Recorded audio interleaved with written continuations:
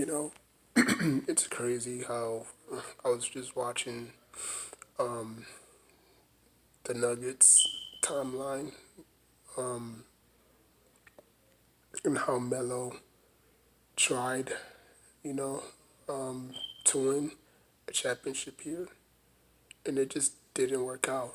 You know, he made it to the Western Conference Finals one time, um, and obviously, they just felt like, you know, he just didn't have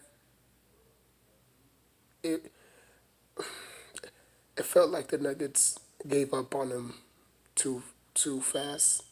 I think if they would have built a better roster around him, I mean, having a Chauncey Billups and Allen Iverson and like that's not a championship team, man.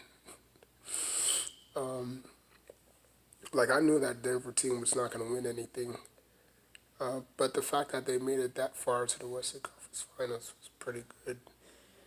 Only to lose to Kobe. And then obviously Kobe and the Lakers went on to win the championship. But, you know, Melo to me was always in it for the money, not for the accolades, which is basically championships. You can see it through his decision making, going to New York instead of going to Miami.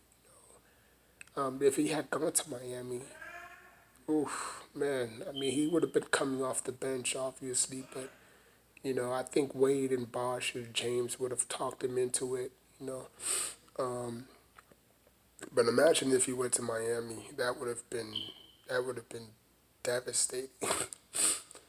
um, but he did it, and he chose New York because New York offered him the biggest deal. Um, he should have been drafted by the Pistons, but obviously he didn't. They didn't draft him. So he wound up with the Denver Nuggets, spent 8 years or 9 years there, made it to one conference finals, and that was about it, and they moved on, and then obviously they drafted Jokic with the fourth pick, I believe. Um, Not fourth pick, because the NBA draft only have 2 rounds. So he was picked number fourth, yeah. So, and then obviously they put a very good core around him, and obviously they won a championship out of it. And since then, the